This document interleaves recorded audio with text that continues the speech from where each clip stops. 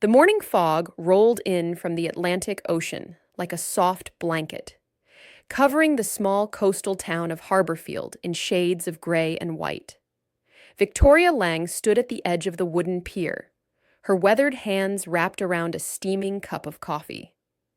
She was 68 years old, with silver hair pulled back in a practical bun and eyes the color of storm clouds. Every morning for the past 15 years, she had stood in this exact spot, watching the sun try to break through the mist. The harbor was quiet at this early hour. Only a few fishing boats bobbed gently in the water, their masts swaying like metronomes keeping time with the ocean's rhythm. Victoria took a slow sip of her coffee and let out a contented sigh. This was her favorite moment of the day. Before the fishermen arrived, before the tourists started asking questions, before the world became busy and loud. She walked slowly along the pier, checking each boat as she passed. This was her job now, harbor keeper for the Harborfield fishing dock. She checked the ropes that tied the boats to the pier, made sure no vessels were taking on water, and kept a general eye on things. It was simple work, peaceful work, exactly what she needed. A seagull landed on a nearby post and looked at her with curious eyes. Victoria smiled and reached into her pocket, pulling out a small piece of bread she had saved from breakfast. She tossed it to the bird, who caught it expertly and flew away with a triumphant cry. "Good morning, Victoria!" a cheerful voice called out. Victoria turned to see Martha Chen walking down the pier, carrying a large basket covered with a cloth. Martha was in her early 50s, with dark hair starting to show streaks of gray and a smile that could light up the darkest day. She owned the Harbor Cafe, a small restaurant that served the best fish and chips in town. "Good morning, Martha," Victoria replied warmly. "You're here early today."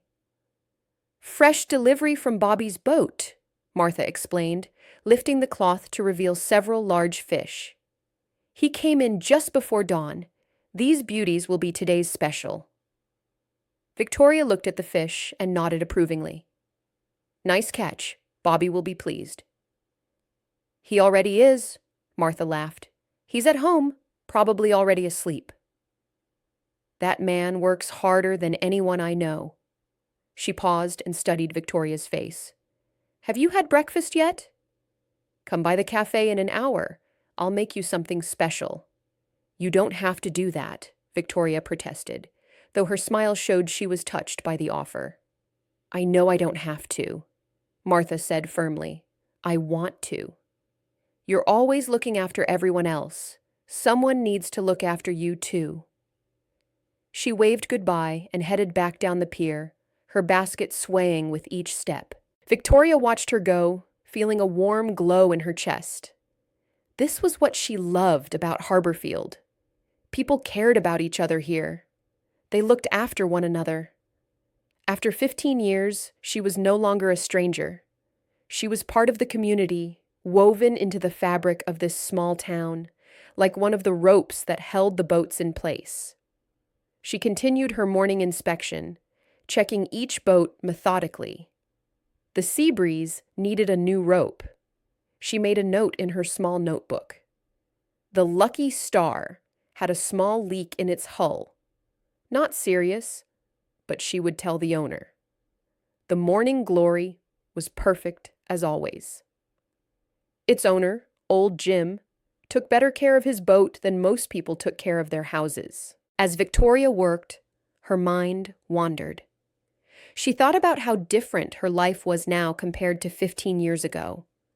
How quiet, how safe, how predictable. Back then, she never would have imagined she would end up in a place like this, doing work like this. But that was before everything changed. That was before the storm. That was before she lost them. She shook her head, pushing the memories away. That was the past. This was the present. She had learned long ago that dwelling on what had happened would only bring pain. Better to focus on the here and now, on the simple pleasures of checking boats and drinking coffee and watching the fog lift. The sun finally broke through the mist around 7 o'clock, painting the harbor in shades of gold and orange. Victoria had finished her inspection and was sitting on a bench near the pier's entrance, writing notes in her book. The harbor was starting to wake up now. Several fishermen had arrived and were preparing their boats for the day's work. "Morning, Miss Lang," called out a young man with bright red hair and an eager smile. "Good morning, Danny," Victoria replied. Danny Morrison was 23 years old and had only been fishing for 2 years.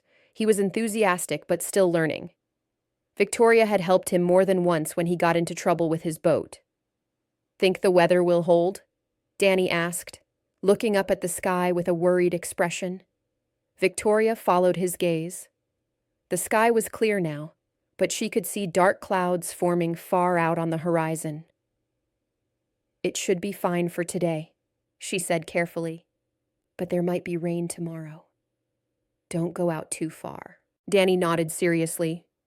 He had learned to trust Victoria's weather predictions. She was never wrong. "Thanks, Miss Lang. I'll stay close to shore." "Smart boy," Victoria said with a smile. As Danny walked away to his boat, another figure approached. This was Thomas Walker, but everyone called him Tom. He was 45 years old, with a thick beard and hands tough from years of working with ropes and nets. Tom was one of the best fishermen in Harborfield, and he owned a good-sized boat called the Emma's Dream, named after his daughter. "Victoria," Tom greeted her with a nod. "Tom," she replied. Tom was a man of few words, but Victoria liked him.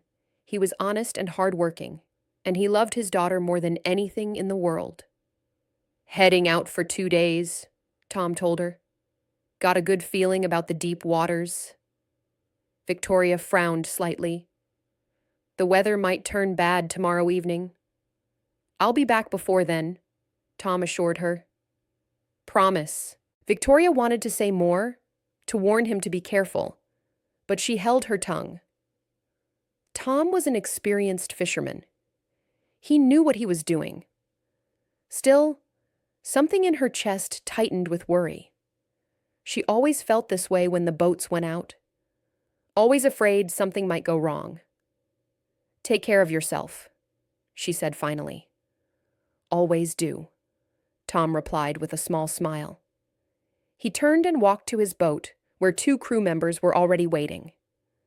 Victoria also saw Emma, Tom's 12-year-old daughter, climbing aboard. The girl had long blonde hair and her father's adventurous spirit. She loved going out on the boat, and Tom often took her during school holidays. Victoria watched as they prepared to leave. Emma waved at her, and Victoria waved back, forcing herself to smile. The girl was young and full of life. She reminded Victoria of someone she had known long ago, someone who had also loved the sea. The Emma's Dream pulled away from the pier, its engine rumbling steadily. Victoria watched until it was just a small dot on the horizon.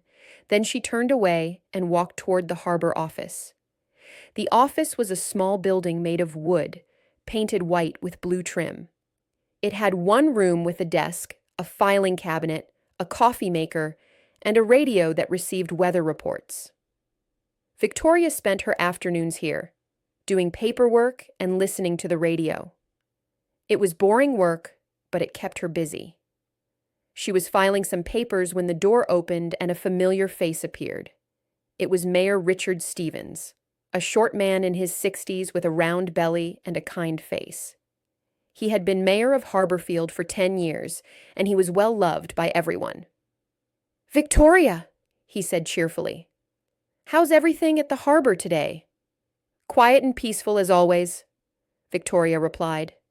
"What brings you here, Mayor?" "Just checking in," he said, though his expression suggested there was more. He sat down in the chair across from her desk.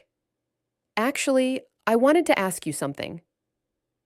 We're planning the annual Harbor Festival next month, and we need volunteers to help organize it. I was hoping you might be willing to help." Victoria hesitated. She didn't usually get involved in big community events. She preferred to keep to herself, to stay in the background. But she could see the hope in the mayor's eyes, and she found it hard to refuse. "What would I need to do?"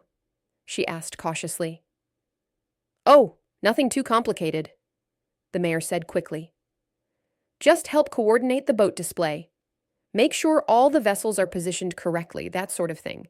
You know the harbor better than anyone." Victoria considered this. It was true that she knew every inch of the harbor, and it would only be for one day. "All right," she said finally. "I'll help." The mayor's face lit up. "Wonderful. Thank you, Victoria. You're a treasure to this community, you know that?" Victoria felt herself blushing slightly. "I'm just doing my job." "You do much more than your job," the mayor said seriously. "You look after everyone here. The fishermen trust you. The tourists respect you. The children adore you. You're part of what makes Harborfield special." Victoria didn't know what to say. She had never thought of herself as special. She was just a woman who checked boats and made coffee and tried to be helpful. But the mayor's words touched something deep inside her, something she hadn't felt in a long time. "Thank you," she said quietly. The mayor stood up and headed for the door. "I'll send you the details about the festival. And Victoria, don't work too hard. Take some time for yourself once in a while." After he left, Victoria sat alone in the quiet office. She looked at the radio, at the maps on the wall, at the window that showed the harbor outside. This was her world now, small, safe, simple. And yet, listening to the mayor's words, she realized she was happy here. For the first time in 15 years, she could admit that to herself. She was happy. The rest of the day passed peacefully. Victoria ate lunch at Martha's Cafe, where she had a delicious fish sandwich and chatted with some of the locals. In the afternoon, she helped repair a broken dock section with Jerry the handyman. In the evening, she walked along the beach, watching the waves roll in and out, thinking about nothing in particular. As the sun began to set, painting the sky in shades of pink and purple, Victoria stood at the edge of the water and looked out at the horizon. Somewhere out there, Tom and his crew were fishing. Emma was probably watching the sunset too, excited about the adventure of being at sea. Victoria said a silent prayer for their safety, as she did for all the boats that left the harbor. Then she turned and walked back toward town, toward her small apartment above the hardware store, toward another quiet evening of reading and tea. This was her life now, and she was content with it. The past was gone. The future was uncertain. But the present, right here in Harborfield, was enough. Victoria's apartment was small but comfortable. It had one bedroom, a tiny kitchen, a living room with an old but cozy couch, and a bathroom. The walls were painted a soft cream color, and the windows looked out over Main Street. She had lived here for 15 years, and in all that time, she had added very few personal touches. There were no family photos on the walls, no souvenirs from travels, no mementos of the past. Just some books on a shelf, a few plants by the window, and a painting of a lighthouse that she had bought at a local art fair. But there was one thing Victoria kept hidden away, something she rarely looked at but could never throw away. In the bottom drawer of her bedroom dresser, wrapped in an old cloth, was a photograph and a captain's hat. That evening, after she had changed into comfortable clothes and made herself a cup of tea, Victoria found herself thinking about the past. It happened sometimes, usually when she was tired or when the weather was changing. The memories would creep up on her like the morning fog, gentle but persistent. She sat on her couch and closed her eyes, allowing herself to remember. It had been 30 years ago when Victoria first went to sea. She was 23 years old, fresh out of maritime school, with a degree in nautical science and a burning desire to see the world. Back then, it was unusual for women to become ship captains, but Victoria was determined. She had grown up near the ocean in a different coastal town, and she had always felt the call of the waves. Her first job was as a third officer on a cargo ship called the Northern Star. It was hard work, long hours, rough seas, and a crew that wasn't sure what to make of a young woman on board. But Victoria proved herself quickly. She was smart, she was capable, and she never complained. Within 5 years, she had worked her way up to first officer. By the time she was 35, Victoria had her own command. She became the captain of the Pacific Runner, a large cargo vessel that transported goods across the Pacific Ocean. It was everything she had dreamed of. She had a crew of 18 men and women, all experienced sailors who respected her authority. She navigated through typhoons and calm seas, visited ports in a dozen countries, and felt more at home on the deck of her ship than she ever had on land. For 20 years, Victoria was Captain Lang. She was known in shipping circles as a skilled navigator and a fair leader. Her crew trusted her completely. She had weathered countless storms, avoided pirates in dangerous waters, and never lost a shipment. She was proud of her record, proud of what she had achieved in a male-dominated profession. But then came the storm that changed everything. Victoria opened her eyes and took a sip of her tea, trying to calm the trembling in her hands. Even after 15 years, thinking about that day was painful. But tonight, for some reason, she felt the need to remember. Perhaps it was seeing Emma on the boat today. Perhaps it was the dark clouds forming on the horizon. Whatever the reason, the memories came flooding back. It had happened in November, 15 years ago. Victoria and her crew were crossing the Pacific from Japan to California. The weather forecast had predicted some rough conditions, but nothing unusual for that time of year. Victoria had sailed through worse many times before, but this storm was different. It came out of nowhere, growing from a moderate gale to a violent tempest in just a few hours. The waves were as tall as buildings, crashing over the deck with terrifying force. The wind howled like a living thing, tearing at the rigging and threatening to capsize the ship. Victoria had done everything right. She had turned the ship into the waves, reduced speed, and secured all cargo. She had kept the crew organized and focused, but the storm was simply too powerful. A massive wave hit the ship from the side, causing it to list dangerously. Several containers broke loose and slid across the deck. 3 crew members, Marcus, Chen, and young David, had been trying to secure the containers when another wave struck. Victoria could still see it in her mind's eye, could still hear their shouts as they were swept overboard. She had screamed orders, had thrown life rings, had tried everything possible to save them, but the sea was too violent, the darkness too complete. By the time the storm passed, all 3 men were gone. The investigation afterward had cleared Victoria of any wrongdoing. The Maritime Court ruled that she had acted appropriately and that the deaths were a tragic accident caused by an unpredictable weather event. The shipping company offered her another command. Her crew, devastated but loyal, said they would sail with her again. But Victoria couldn't do it. Every time she looked at the ocean, she saw those 3 men being pulled under the waves. Every time she heard the wind, she heard their final cries. She had been responsible for them, and she had failed to keep them safe. The fact that everyone said it wasn't her fault didn't change how she felt in her heart.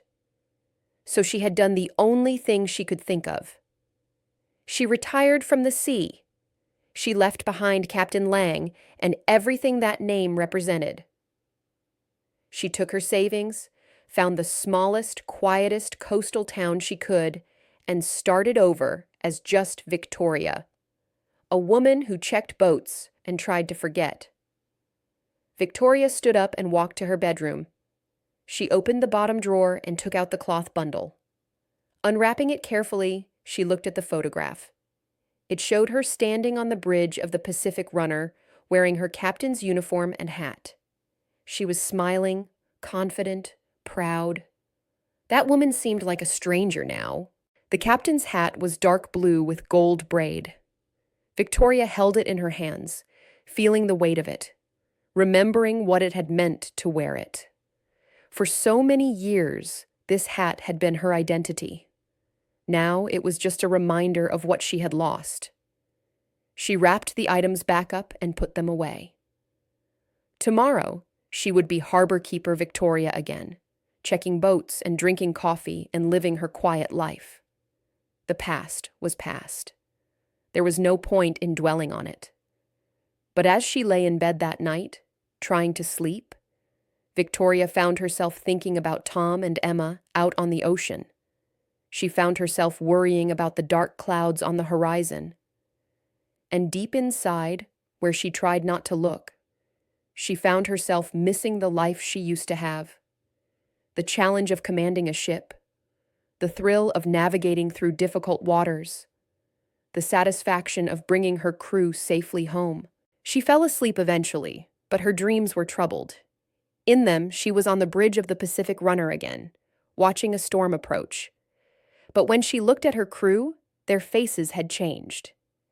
Now they were the faces of the Harborfield fishermen, Danny with his red hair, old Jim with his weathered smile, and Tom with his daughter Emma beside him.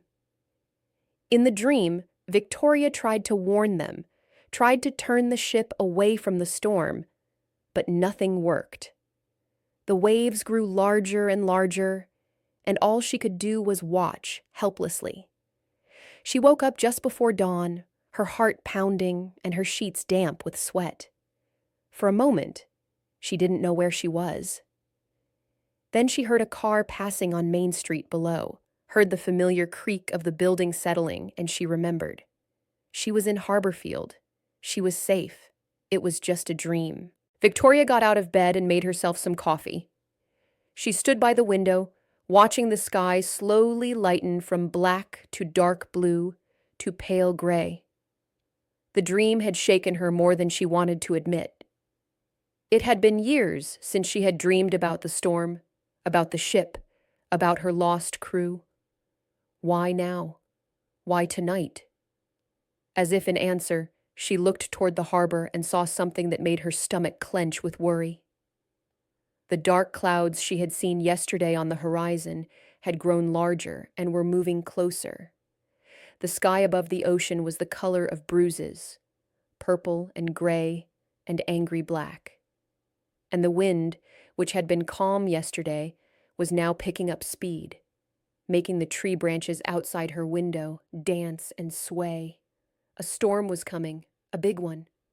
And Tom and Emma were still out on the ocean. Victoria dressed quickly and hurried down to the harbor. It was earlier than she usually started work, but she needed to check the weather reports, needed to see if there were any warnings. As she walked through the quiet streets, she noticed that other people were up too, looking at the sky with worried expressions. Harborfield was a fishing town. Everyone here could read the signs of an approaching storm. The harbor office was cold when she opened it. She turned on the lights and immediately switched on the radio, tuning it to the Weather Channel. The voice that came through was calm but serious. This is the National Weather Service with an urgent marine weather alert. A major storm system is developing off the coast, moving northeast at 20 miles per hour. All vessels in the affected area should return to port immediately. Expected conditions include winds up to 60 miles per hour, waves reaching 20 feet, and heavy rain. This is a dangerous situation. All mariners should seek shelter immediately. Victoria felt ice forming in her stomach. 60 miles per hour winds, 20-foot waves. This was serious. This was exactly the kind of storm that could sink a fishing boat. She grabbed the radio transmitter and began calling out to all the boats that had left the harbor in the past few days. This is Harborfield Harbor calling all vessels. A major storm is approaching. Return to port immediately. Repeat, Return to port immediately. One by one, the boats responded. Danny's voice came through, sounding scared. This is Morning Star. We're heading back now. ETA 2 hours. Old Jim's voice was steady. This is Lucky Star. Already on our way. ETA 1 hour. But there was one boat that didn't respond. Victoria called again. Emma's Dream, this is Harborfield Harbor. Do you copy? Tom, can you hear me? Static silence. Nothing. Victoria tried again, her voice more urgent. Emma's Dream, please respond. Tom, this is Victoria. There's a bad storm coming. You need to head back now. Still nothing. She tried different radio frequencies, hoping that maybe Tom was just on a different channel. But there was no response from the Emma's Dream. Either their radio was broken, or they were too far out to receive the signal, or something worse had happened. The door to the office burst open and Mayor Stevens came in, his face pale with worry. Victoria, have you reached Tom's boat? No, Victoria said, trying to keep her voice steady. I've been trying, but there's no response. Oh God, the mayor said, running his hand through his hair. Emma is with him. His daughter is on that boat. I know, Victoria said quietly. The mayor grabbed his phone and started making calls. Within minutes, the harbor was filled with people. Martha came from her cafe, Danny arrived with his father, and soon half the town seemed to be gathered on the pier, all looking out at the dark sky and the increasingly rough water. We need to contact the Coast Guard, someone said. I already did, the mayor replied. They're dispatching a helicopter, but with this weather they're not sure they can fly. They said it might be too dangerous. Victoria stood apart from the crowd, her mind working rapidly.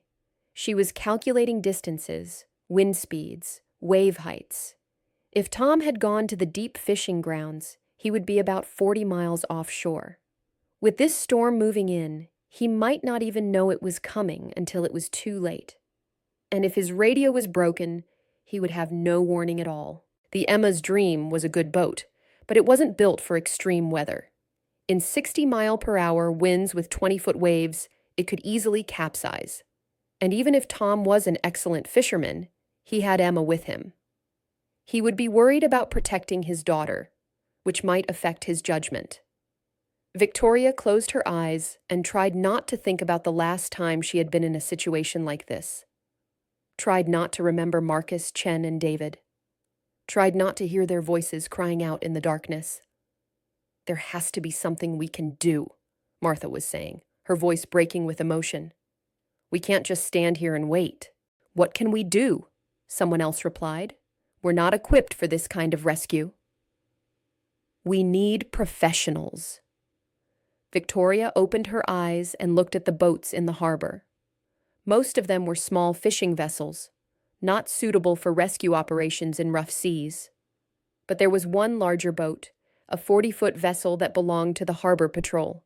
It had more powerful engines and was designed for coastal rescue work, though it hadn't been used for a real emergency in years. An idea began to form in Victoria's mind. It was dangerous. It was probably crazy, but it might be the only chance. She turned to the mayor. I need to make a phone call. Victoria stood in the harbor office, her hand on the telephone, her mind racing with conflicting thoughts. She knew what she needed to do, but actually doing it was another matter entirely. The past 15 years had been about running away from this exact kind of situation. She had promised herself she would never again be responsible for people's lives at sea. She had sworn she would never put herself in a position where she might have to watch someone drown because she made the wrong decision. But now, Tom and Emma and 2 crew members were out there in a storm. 4 people who trusted her weather advice, who had waved goodbye to her just yesterday morning, who were part of this community she had grown to love. And the Coast Guard might not be able to reach them in time. She picked up the phone and dialed a number she hadn't called in 15 years. It rang 3 times before a familiar voice answered. Captain William Ross speaking. Victoria's throat felt tight. Captain Ross had been her mentor, the man who had taught her how to be a ship captain. He was retired now, living somewhere on the East Coast, but they had stayed in occasional contact through Christmas cards and rare phone calls. "Bill, it's Victoria Lang." There was a pause, then surprise and pleasure in his voice. "Victoria! My goodness, I haven't heard from you in ages." "How are you?" "I'm fine, Bill, but I need your advice. There's an emergency situation here." She quickly explained about Tom's boat, the approaching storm, and the lack of response on the radio. Captain Ross listened without interrupting, and when she finished, he was quiet for a moment. Then he said, "What are you planning to do, Victoria?"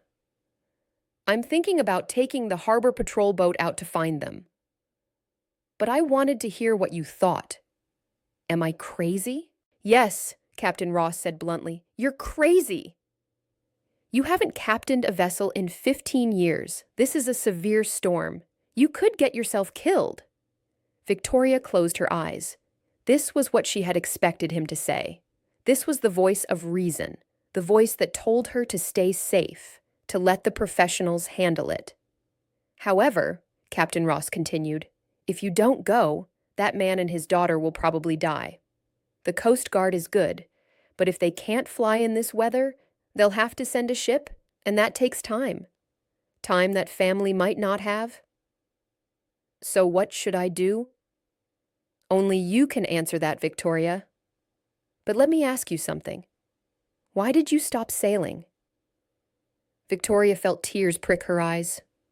"You know why. Because I lost Marcus and Chen and David. Because I failed them."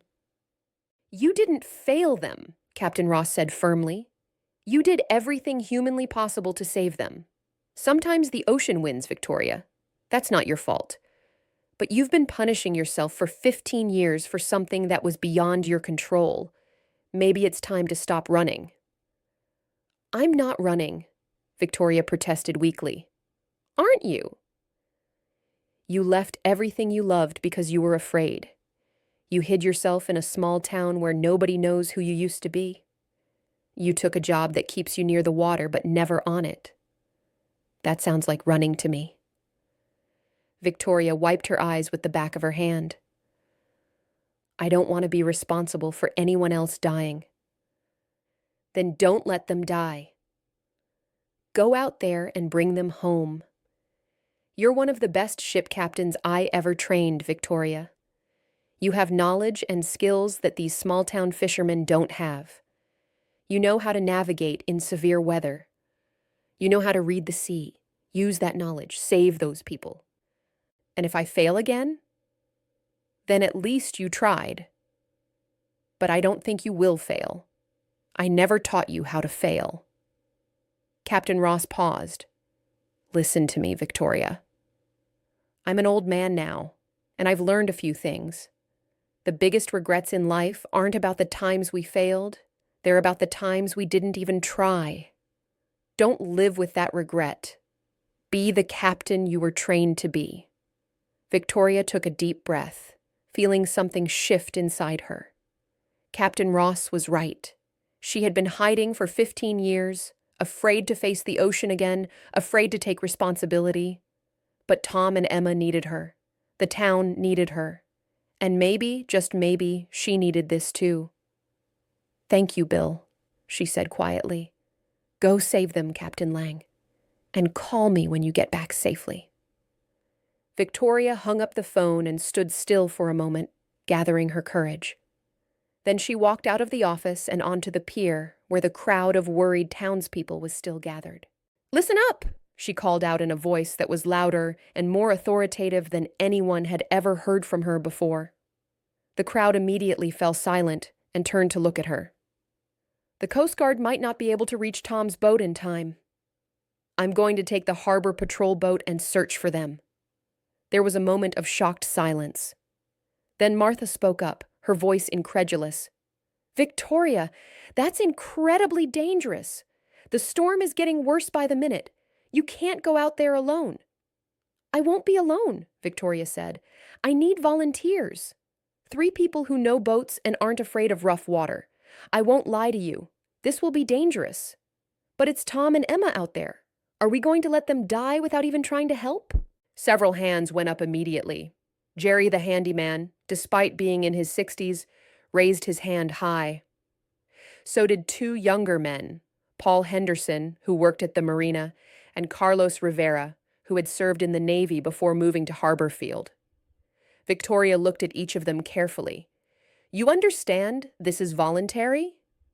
Nobody will think less of you if you stay here. Tom is my friend, Jerry said simply. I'm going.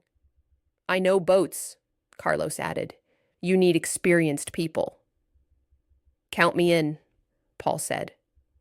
Victoria nodded. All right. Get your rain gear and meet me at the patrol boat in 10 minutes. Mayor, I need you to contact the Coast Guard and tell them what we're doing. Give them our position updates every 30 minutes if you can. Victoria, wait, the mayor said, looking confused. How do you know so much about rescue operations? You're just a harbor keeper. Victoria met his eyes steadily. I used to be a ship captain. 20 years in command of cargo vessels. I know what I'm doing. The crowd erupted in surprised murmurs. Martha's mouth dropped open. Danny looked stunned. Nobody in Harborfield had known this about her. She had kept her past completely secret. Why didn't you tell us? The mayor asked. Because I retired from that life, Victoria said. I wanted to leave it behind.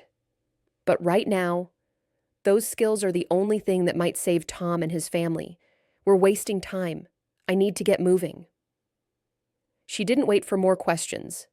She turned and strode toward the harbor patrol boat, her mind already shifting into captain mode. Behind her, she heard people running to get equipment, heard Martha calling out to Jerry to be careful, heard someone praying. The harbor patrol boat was called the Guardian. It was a solid vessel, 40 feet long with twin diesel engines. Victoria climbed aboard and immediately began checking the controls. Everything seemed to be in working order, though the boat clearly hadn't been used for a serious operation in a long time.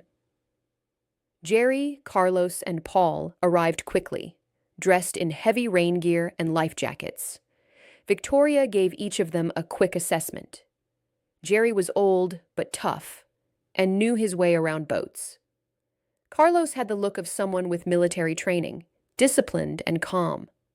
Paul was young but seemed capable.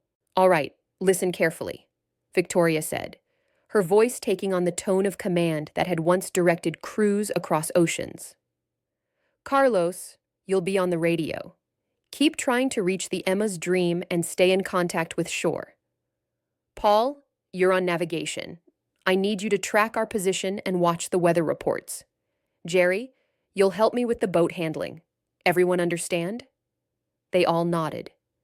Victoria saw respect in their eyes now, a different kind of respect than before. They were no longer looking at Victoria, the friendly harbor keeper. They were looking at Captain Lang. Good. Let's cast off. The mayor and several others helped release the mooring lines. As the Guardian pulled away from the pier, Victoria looked back once and saw the whole town standing there, watching them go. Martha had her hands clasped together as if praying. Danny was standing with his father, both of them looking worried but hopeful. Victoria turned her attention back to the sea. The wind had picked up significantly, and the waves were already rough enough to make the boat rock uncomfortably. She could see the storm clouds rolling in like a dark wall, blocking out the morning sun. They had maybe 2 hours before the worst of the storm hit. That meant they had to find Tom quickly. Full speed ahead, she ordered. We're going to the deep fishing grounds.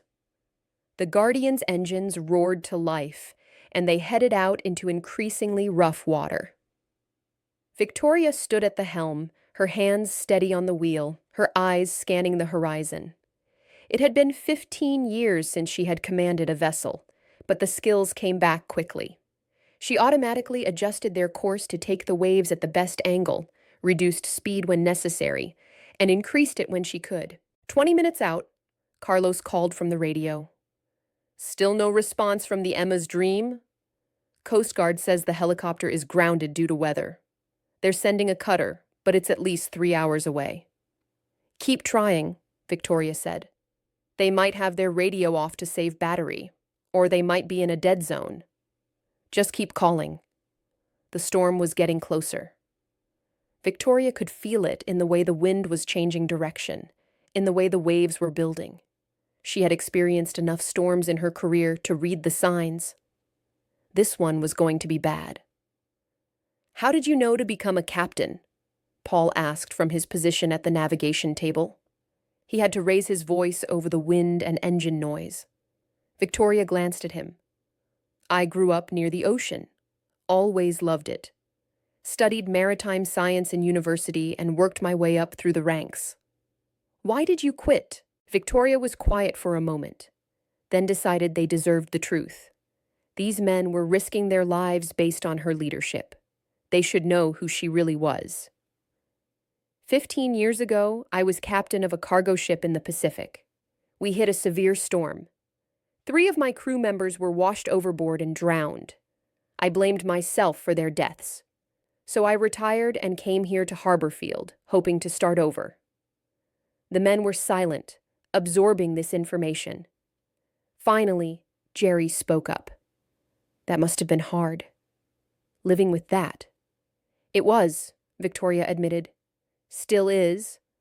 But Captain Ross, my old mentor, told me today that I've been running from my fear for too long.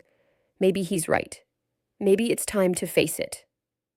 Well, I'm glad you're facing it now, Carlos said. Because without you, we wouldn't stand a chance of finding Tom. Victoria appreciated his confidence, even if she wasn't sure she deserved it. The truth was, she was terrified.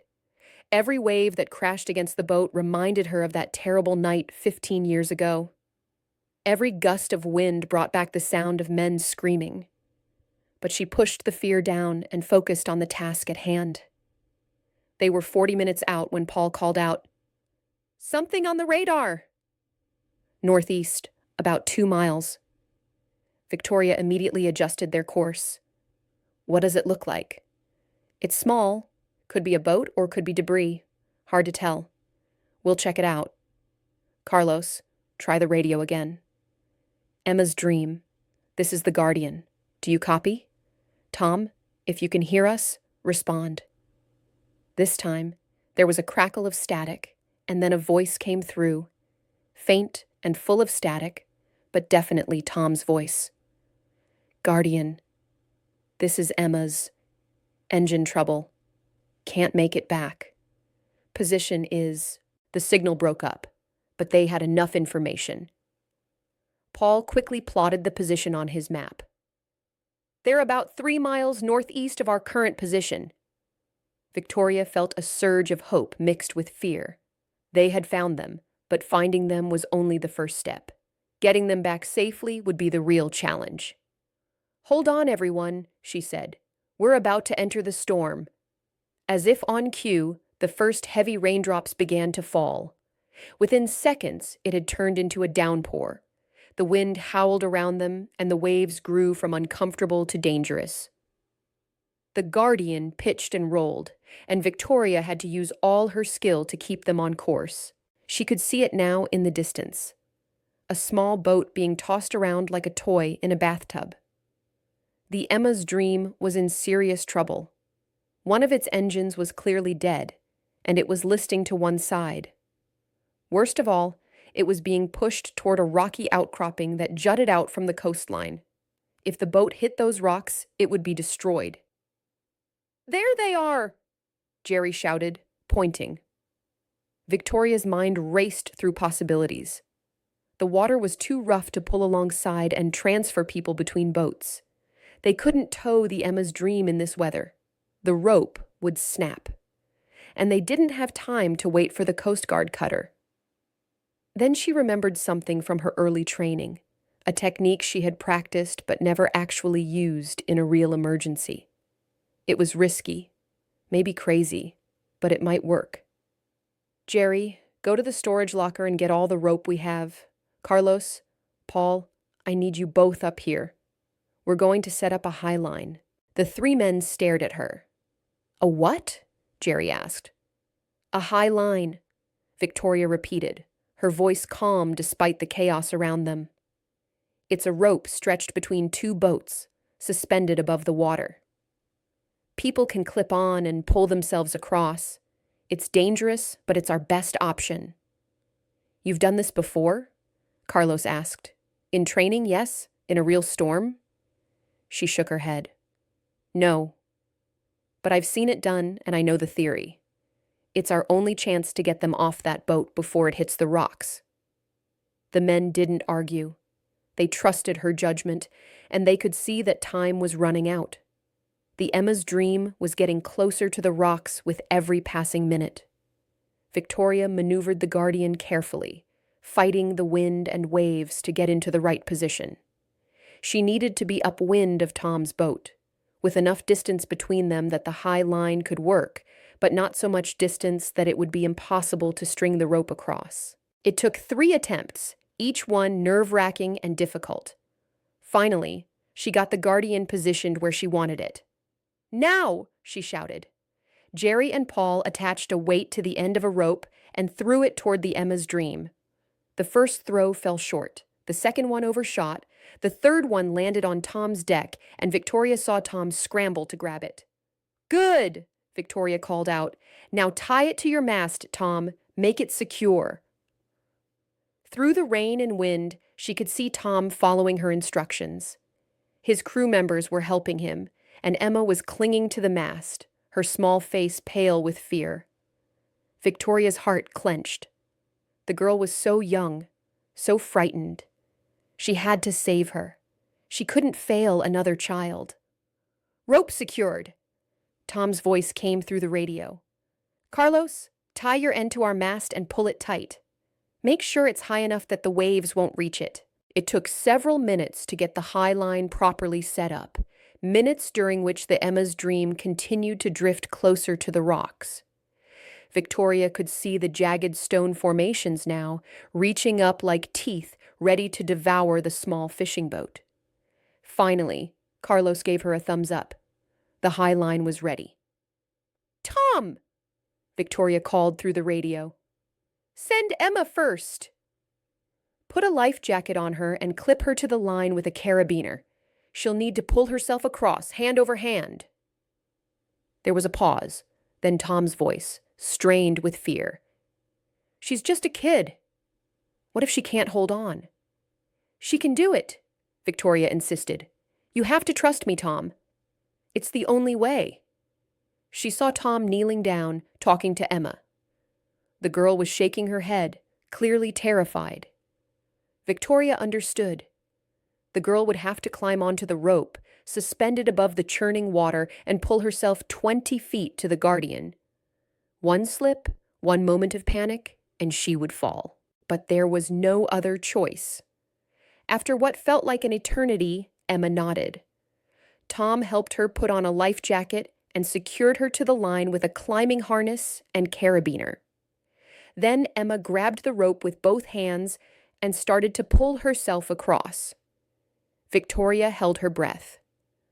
The whole crew of the Guardian watched in tense silence as the small figure made her way across the gap between the two boats. Emma moved slowly, hand over hand, her legs wrapped around the rope. Halfway across, a large wave hit, and the rope bounced violently. Emma screamed and almost lost her grip. "Hold on!" Victoria shouted. "You're doing great!" Just a little farther, Emma kept going, inch by terrifying inch. When she finally reached the Guardian, Jerry grabbed her and pulled her aboard. The girl immediately collapsed on the deck, sobbing with relief. Paul wrapped a blanket around her. "Good job, Emma," Victoria said, kneeling beside her. "You're safe now. Now we're going to get your dad." One by one, the crew of the Emma's Dream made the crossing. First one crew member, then the second, and finally, Tom himself. By the time Tom was safely aboard the Guardian, the Emma's Dream was less than 30 feet from the rocks. Victoria didn't waste any time. "Cut the line!" she ordered. As soon as Carlos cut the rope, she spun the wheel hard and pushed the throttles forward. The Guardian turned away just as a massive wave lifted the Emma's Dream and threw it against the rocks with a sickening crash. Tom let out a cry of anguish as he watched his boat break apart. Years of hard work, his livelihood, everything he had, destroyed in seconds. But then Emma threw herself into his arms, and he seemed to realize what was truly important. He had his daughter. She was alive. "Thank you," Tom said to Victoria, his voice breaking. "Thank you for saving us." Victoria nodded, not trusting herself to speak. The adrenaline was wearing off now, and she was starting to shake. She had done it. She had actually done it. She had saved 4 people from the storm, but they weren't safe yet. The storm was still raging, and they had to make it back to Harborfield. Victoria turned the Guardian toward home and began the difficult journey back. Every muscle in her body tense as she fought the wind and waves. The trip back took over an hour. Several times Victoria thought they might capsize. Waves crashed over the bow, and the wind tried to push them off course. But she kept the boat steady, using every trick she had learned in 20 years of sailing. Jerry, Carlos, and Paul helped where they could, but mostly they just held on and trusted their captain. When the harbor finally came into view, Victoria felt tears of relief streaming down her face, mixing with the rain. They were going to make it. They were actually going to make it. The entire town was waiting at the pier. As the Guardian approached, Victoria could hear cheering even over the wind. People were waving, jumping up and down, celebrating. The mayor was there, Martha was there, Danny and his father. Everyone had come to welcome them home. As soon as the boat was secured, Tom and Emma were helped off, immediately surrounded by worried friends. The crew members were led away to get warm and dry. Jerry, Carlos, and Paul received hearty slaps on the back and grateful thanks. And Victoria stood on the deck of the Guardian, suddenly exhausted. She had done it. After 15 years of running, 15 years of hiding, she had finally faced her fear. And this time, nobody had died. This time, everyone came home. Mayor Stevens climbed aboard and approached her. "Victoria, or should I say Captain Lang, you saved 4 lives today. You're a hero." Victoria shook her head. "I just did what needed to be done." "No," the mayor said firmly.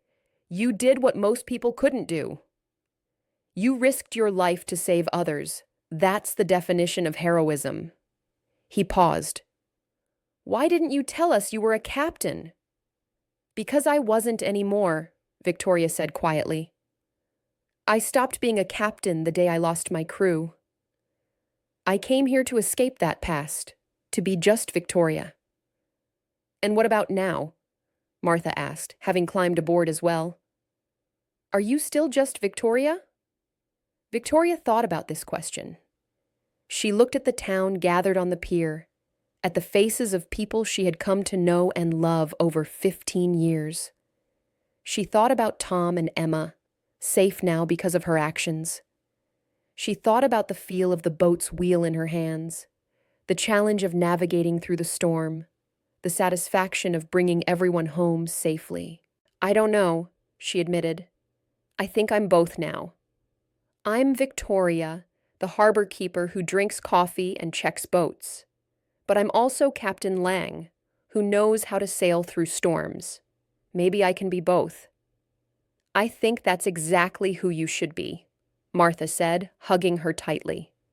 The next day dawned clear and bright, as if the storm had never happened.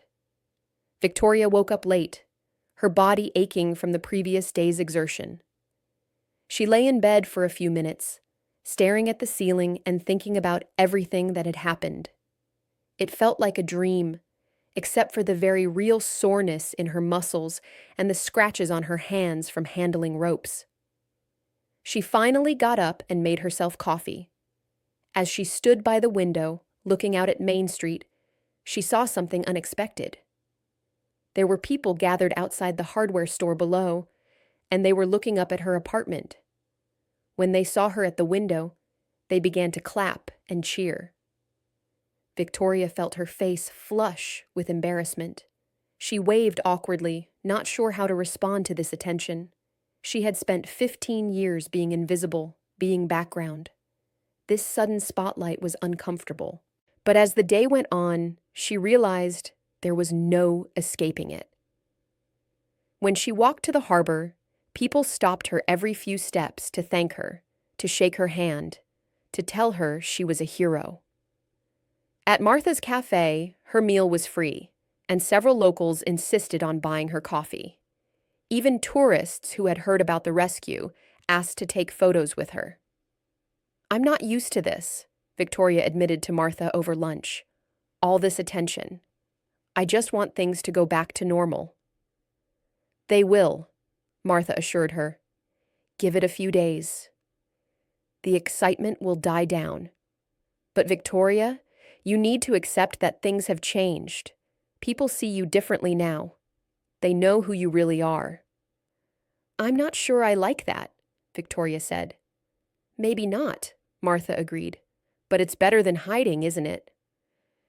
"You've been carrying that guilt for 15 years. Maybe it's time to let it go." Victoria thought about Captain Ross's words on the phone. He had said the same thing, that she had been punishing herself for something that wasn't her fault. But letting go of 15 years of guilt wasn't easy. It was like taking off a heavy coat she had worn for so long that she had forgotten what it felt like to be without it. In the afternoon, she visited Tom and Emma at their house. Tom answered the door looking tired, but grateful. His home was modest but comfortable, with fishing nets hanging on the walls and photos of Emma everywhere. "Come in, Captain," Tom said with a small smile. "Please, just call me Victoria." "I don't think I can," Tom said. "After yesterday, you'll always be captain to me." Emma came running down the stairs and threw her arms around Victoria. "You saved us," the girl said. "You were so brave." "I was so scared, but you knew exactly what to do." Victoria hugged her back, feeling tears prick her eyes. "You were the brave one, Emma." Crossing that rope in a storm, that took real courage. "I was terrified," Emma admitted, "but I knew if you said I could do it, then I could."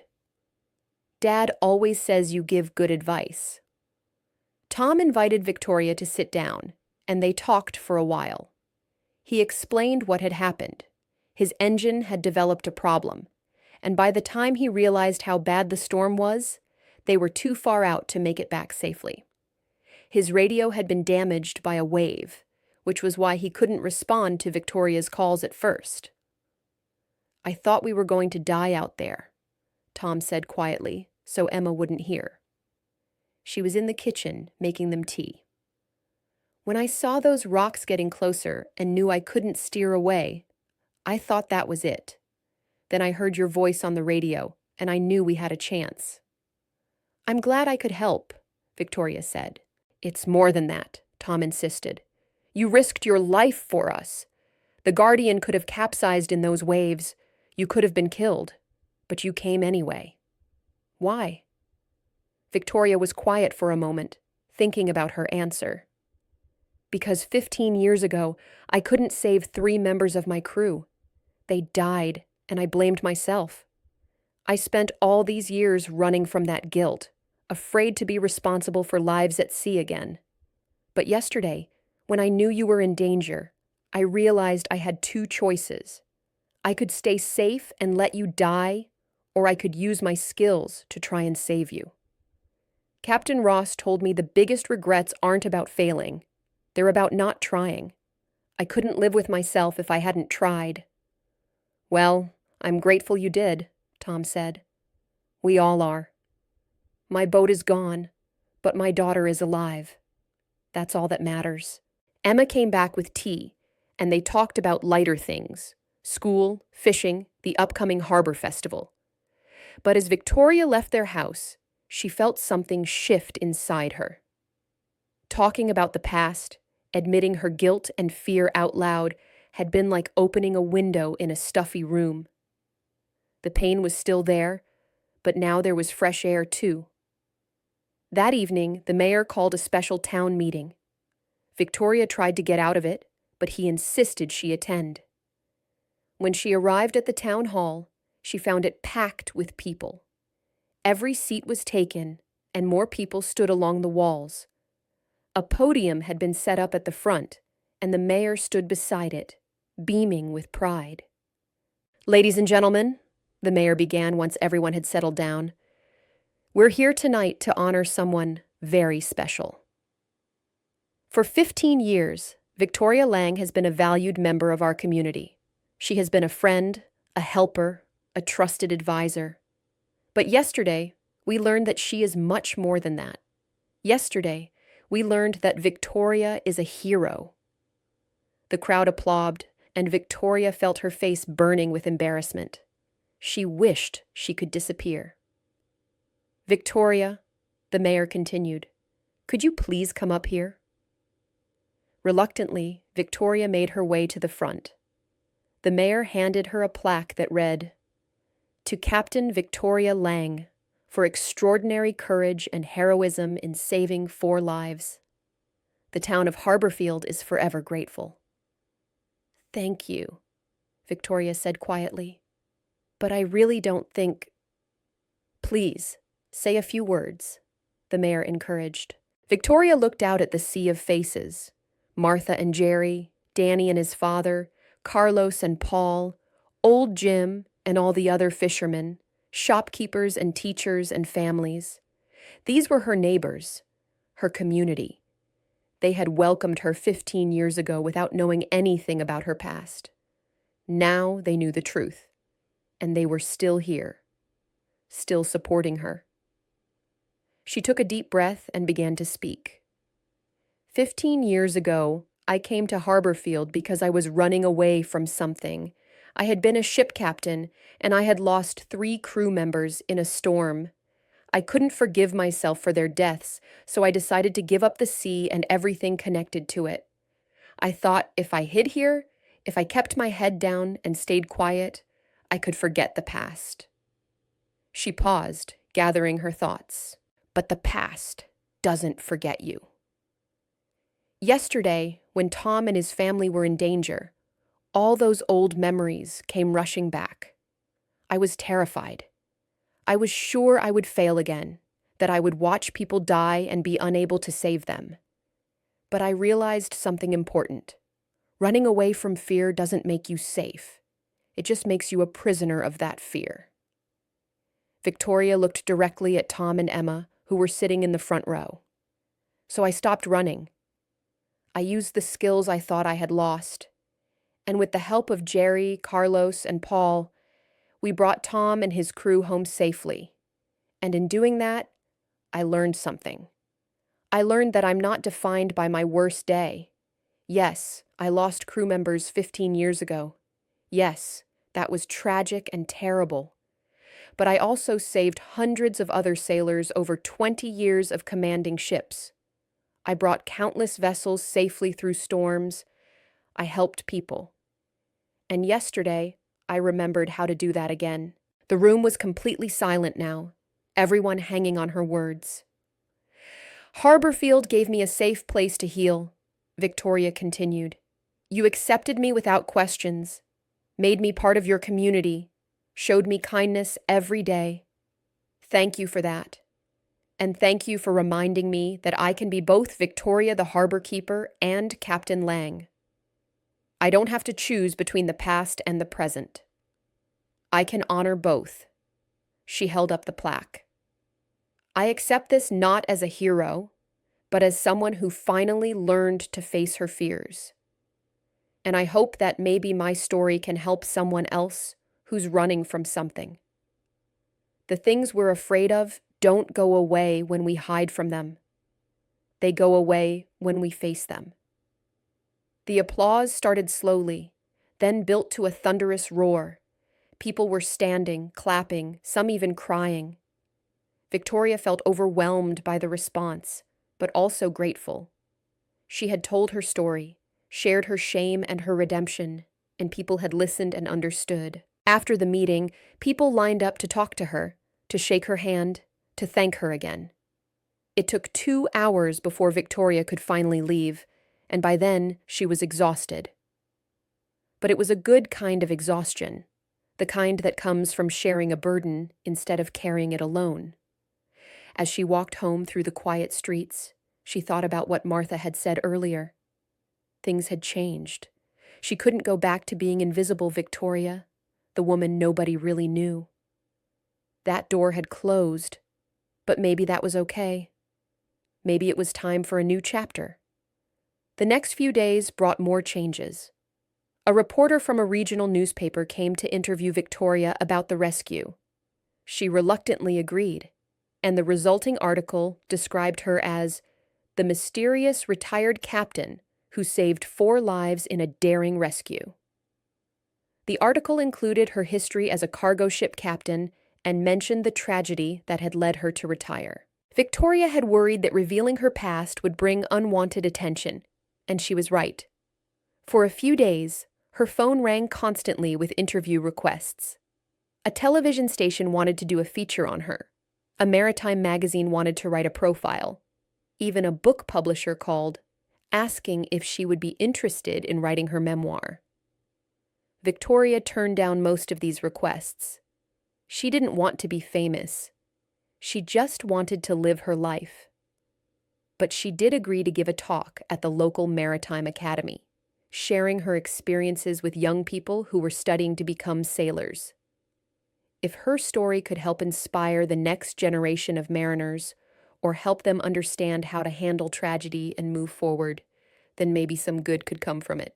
The talk was scheduled for 2 weeks after the rescue. Victoria spent hours preparing, trying to figure out what wisdom she could share. The night before the talk, she couldn't sleep. She lay awake thinking about Marcus, Chen, and David, the crew members she had lost. For 15 years, she had tried not to think about them. Now, she let herself remember. Marcus had been 43 years old, a father of 2. He had loved telling jokes and had a laugh that could be heard across the entire ship. Chen had been 29, quiet and serious, but with a brilliant mind for navigation. And David had been only 22, fresh out of maritime school and full of enthusiasm for his first real voyage. Victoria realized that by trying to forget them, she had done them a disservice. They deserved to be remembered, not as symbols of her failure, but as real people who had loved the sea and died doing what they loved. She decided that when she spoke to the students tomorrow, she would talk about them. She would honor their memory. The Maritime Academy was located about 30 miles from Harborfield, in a larger coastal town. Victoria drove there the next morning, her stomach full of butterflies. She had commanded crews and navigated through typhoons, but the thought of speaking to a room full of students made her nervous. The auditorium was large, with about 200 students waiting. They ranged in age from 18 to mid-20s, all of them studying various aspects of maritime work. Victoria stood at the podium and looked out at their eager young faces, and suddenly, her nervousness disappeared. These were her people. They understood the call of the sea, the thrill of navigation, the challenge of command. She began to speak, and the words flowed naturally. She talked about her early days as a third officer, learning the ropes and earning respect. She talked about the excitement of getting her first command, the pride of bringing a ship safely into port. She talked about the various adventures she had experienced, near misses with pirates, encounters with whales, stunning sunrises in the middle of the ocean. Then she talked about the storm. 15 years ago, she said, her voice steady despite the emotion she felt. I lost 3 crew members. Their names were Marcus Chen and David. They were swept overboard in a storm, and despite our best efforts, we couldn't save them. That day changed my life. It made me question everything: my skills, my judgment, my right to command. The students listened intently, their faces serious. For a long time, I blamed myself. I thought that if I had been a better captain, if I had made different decisions, they would still be alive. That guilt ate at me until I couldn't bear it anymore. I retired from the sea and hid myself away in a small town, convinced that I wasn't worthy of being a captain. Victoria paused and took a sip of water. But 2 weeks ago, I had to face a similar situation. People were in danger at sea, and I was the only one who could help. I had a choice. I could stay safe and let my fear control me, or I could use my skills to try and save them. I chose to act, and this time, everyone survived. She leaned forward, making eye contact with as many students as she could. Here's what I learned from all of this. First, the sea is unpredictable and dangerous. No matter how skilled you are, no matter how careful, there will be times when things go wrong. When that happens, you will question yourself. You will wonder if you could have done something differently. That's natural and human. But second, and this is crucial, you cannot let one bad day define your entire career. You cannot let fear prevent you from using your skills to help others. Yes, I lost 3 crew members, but I also saved countless others over 20 years. I brought ships safely through dangerous waters. I trained younger officers. I contributed to the maritime industry in positive ways. Those things matter too. A young woman in the front row raised her hand. Captain Lang, how did you deal with the guilt? How did you forgive yourself? Victoria considered the question carefully. Honestly, I'm still working on it. But what helped me was realizing that holding on to guilt doesn't honor the people who died. Marcus, Chen, and David loved the sea. They knew the risks when they signed on. They wouldn't have wanted me to spend the rest of my life punishing myself. They would have wanted me to keep sailing, to keep helping others, to keep doing what I do best. Another student spoke up. Do you think you'll ever captain a ship again? Victoria smiled. I don't know.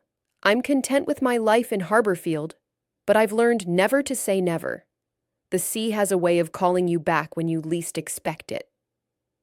After the talk, several students came up to ask more questions and thank her for her honesty. One young man, who looked to be about David's age when he died, shook her hand and said, My father died at sea when I was 10. I've always been angry about it, angry at the sea and at the captain and at my dad for choosing such a dangerous profession. But hearing you talk today helped me understand. Thank you. Victoria drove back to Harborfield that afternoon, feeling lighter than she had in years. Sharing her story, talking openly about the tragedy and how it had affected her, had been therapeutic in a way she hadn't expected. It didn't erase the pain, but it made it more bearable. When she got back to town, she found an envelope waiting for her at the harbor office. Inside was a letter from the Coast Guard, thanking her for her assistance during the rescue and commending her for her skill and bravery. There was also a check from the maritime insurance company that had covered Tom's boat. They were giving her a reward for saving Tom and his crew, which would help offset the loss of the vessel. Victoria immediately went to Tom's house and gave him the check. This should help you get a new boat, she said. Tom stared at the check in disbelief. Victoria, this is your reward. You earned this. I don't need it, Victoria said firmly. You need a new boat so you can support your family. Take it. Tom's eyes filled with tears. I don't know what to say. Say you'll be more careful about checking weather forecasts, Victoria said with a smile. That evening, Victoria walked along the beach as she often did. The sun was setting, painting the sky in brilliant shades of orange and pink. The water was calm and gentle, lapping softly at the shore. It was hard to believe that just 2 weeks ago, this same ocean had been a raging monster trying to destroy everything in its path. She thought about how much her life had changed in such a short time. 2 weeks ago, she had been hiding, running, trying to forget who she was. Now, everyone knew the truth about her past. And surprisingly, the world hadn't ended. People didn't judge her or blame her or think less of her. If anything, they respected her more. Victoria? She turned to see Martha walking toward her, carrying 2 cups of coffee. "I thought you might be here," Martha said, handing her a cup. "You always come to the beach in the evening." "It helps me think," Victoria said. They walked together in comfortable silence for a while, listening to the waves and the seagulls. "You know," Martha said eventually, "I'm glad we found out about your past. Not because of the rescue, though of course I'm grateful for that, but because now I feel like I know the real you. For 15 years, you've been a good friend, but there was always a part of you that was hidden away. Now you're whole." "I'm not sure I'm whole," Victoria said. "I'm still figuring things out." "That's okay," Martha said. "We're all figuring things out. That's what life is, a constant process of learning and growing and changing. You're just doing it more publicly than most." Victoria laughed. "That's one way to put it." "Have you thought about what comes next?" Martha asked. "Will you keep working at the harbor?" "I think so," Victoria said. "I like my job. I like my life here. But maybe I'll be a little more open about who I am. Maybe I'll stop hiding." "That sounds like a good plan," Martha approved. They reached the end of the beach and turned back. The sky was darker now, the first stars beginning to appear. "Martha," Victoria said hesitantly, "thank you. For being my friend, for not judging me, for accepting me." "Of course," Martha said simply. "That's what friends do." The weeks following the rescue brought a new rhythm to Victoria's life. The initial excitement died down, as Martha had predicted, but something fundamental had shifted in how people related to her. Fishermen now sought her advice not just about weather, but about navigation and seamanship. Parents brought their children to meet her, and the kids listened with wide eyes as she told them stories about her travels. Even tourists who visited Harborfield asked about the local hero. Victoria had to adjust to this new role. She was no longer just the quiet harbor keeper who blended into the background. She was a public figure, someone people looked up to. It was uncomfortable at times, but she was learning to accept it. The Harbor Festival, which had been planned for November, was now just 2 weeks away. The mayor had asked Victoria to help coordinate the boat display, and she threw herself into the work. It felt good to be actively involved in the community instead of just observing from the sidelines. One morning, as she was organizing boats for the festival display, a stranger approached her on the pier. He was a man in his 50s, wearing an expensive suit that looked out of place in the casual fishing town. "Captain Lang?" he asked. "That's me," Victoria replied cautiously. "Can I help you?" "My name is Robert Morrison. I'm the regional director of the Pacific Shipping Company." He handed her a business card. "I've been reading about your rescue in the papers. Very impressive. I wanted to talk to you about an opportunity." Victoria frowned. "What kind of opportunity?" "We're looking for an experienced captain to command one of our newest cargo vessels. It's a good ship, modern equipment, excellent crew. When I learned you were living here, I thought you might be interested in returning to the profession." Victoria's first instinct was to refuse immediately. But something made her pause. "Why would you want to hire me?" "I haven't captained a ship in 15 years. Because skill like yours doesn't disappear," Morrison said. "You proved that 2 weeks ago, and because I believe people deserve second chances. I read about what happened 15 years ago. That was a tragedy, but it wasn't your fault. The inquiry cleared you completely. You're a good captain, Victoria. The maritime world would be lucky to have you back. Victoria looked out at the harbor, at the boats bobbing gently in the water. For 15 years, she had been convinced she could never be a captain again. But the rescue had shown her that her skills were still there, that she could still command a vessel in dangerous conditions. Maybe Morrison was right. Maybe she could go back. "Can I think about it?" she asked. "Of course. Take your time. Here's my contact information. The position won't be filled for another 3 months, so you have time to decide." After he left, Victoria sat on a bench and tried to process this unexpected offer. Return to being a ship captain? Leave Harborfield? It seemed impossible. And yet part of her was excited by the idea. She had loved her life at sea, loved the challenge and adventure of it. But could she really leave this town that had become her home? Could she leave Martha and Tom and Emma and all the other people she had grown to care about? She didn't know. And that uncertainty bothered her. That evening, she went to Martha's cafe for dinner.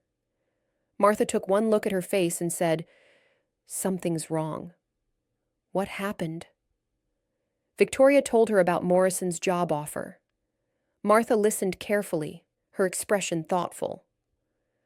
"What do you want to do?" Martha asked when Victoria finished. "I don't know," Victoria admitted. "Part of me wants to say yes immediately. I miss the sea, Martha. I miss the challenge of command. But another part of me doesn't want to leave Harborfield. This is my home now." "It doesn't have to be one or the other," Martha pointed out. "If you take the job, you'd have time off between voyages. You could come back here. This would still be your home, just not your full-time residence." "That's true," Victoria said. "But what about my job at the harbor? Who would replace me?" "We'll figure it out," Martha said firmly. "Victoria, you've spent 15 years playing it safe. Maybe it's time to take a risk. Maybe it's time to go back to the life you loved." Victoria shook her head. "I'm not sure I can. What if something goes wrong again? What if I lose another crew?" "What if nothing goes wrong?" Martha countered. "What if you have a successful career for another 10 or 20 years? You can't let fear of the worst-case scenario prevent you from living your life." Victoria knew Martha was right. She had faced her fear during the rescue, but she was still letting it control her decisions. Real courage wasn't just acting bravely once. It was choosing to be brave every day, despite the fear. "I'll think about it," Victoria promised. Over the next few days, Victoria found herself constantly thinking about Morrison's offer. She dreamed about standing on a ship's bridge, watching the sun rise over the open ocean. She imagined charting courses across the Pacific, dealing with challenging weather, leading a crew. And to her surprise, the thoughts didn't bring fear. They brought excitement. She talked to Captain Ross on the phone about it. He was enthusiastic. "You should do it, Victoria. You're too young to retire permanently, and you're too skilled to waste your talents checking fishing boats." "But I like checking fishing boats," Victoria protested. "I know you do," Ross said, "and you've needed this time to heal. But you're healed now. You proved that during the rescue. It's time to move forward, not just stay in place." She talked to Jerry about it. He said, "I'd miss you if you left, but I think you should go. You're meant for bigger things than this harbor." She even talked to Tom. He said, "You saved my life. That gives you the right to make decisions about your own life without feeling guilty. If you want to captain a ship again, do it. We'll be here when you come back." The only person she didn't talk to was Emma. But 2 days before the harbor festival, Emma found her at the harbor office. "Miss Lang, Captain Lang?" the girl said shyly. Can I talk to you? Of course, Emma. Come in. Emma sat down, looking nervous.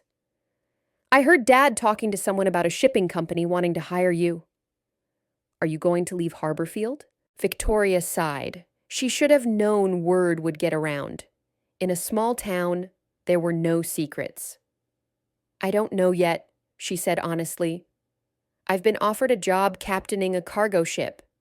It's something I used to do before I came here. Would you leave forever? No, I would come back between voyages. This would still be my home. Emma seemed to relax a little. Good. Because you're important here. You're important to me. Victoria felt her throat tighten with emotion. You're important to me too, Emma. When I was on that rope, crossing from our boat to yours, Emma said quietly, I was so scared. I thought I was going to die. But then I heard your voice telling me I could do it, and I believed you. I believed you because you're the kind of person who doesn't lie. If you said I could make it, then I could. Emma looked up at Victoria with those bright young eyes. I think you should take the job, not because I want you to leave, but because I think it's what you really want. And you taught me that sometimes you have to do scary things because they're the right things. Victoria smiled, feeling tears on her cheeks. When did you get so wise? I learned from you, Emma said simply. That conversation helped Victoria make her decision. That evening, she called Robert Morrison. I'll take the job, she said, but I have some conditions. Name them, Morrison said. First, I want at least 3 weeks off between voyages. Second, I need to train a replacement for my current job before I leave. That might take a month or two. Third, I want the right to turn down any voyage that makes me uncomfortable. I won't be pressured into taking risks I'm not willing to take. Those all sound reasonable, Morrison agreed. When can you start training? After the Harbor Festival, Victoria said. I made a commitment to help with that, and I intend to keep it. Perfect. Welcome back to Pacific Shipping Company, Captain Lang. After she hung up, Victoria sat quietly in her apartment, thinking about what she had just done. She had committed to returning to sea. After 15 years of running and hiding, she was going back. It felt right. It felt like coming home.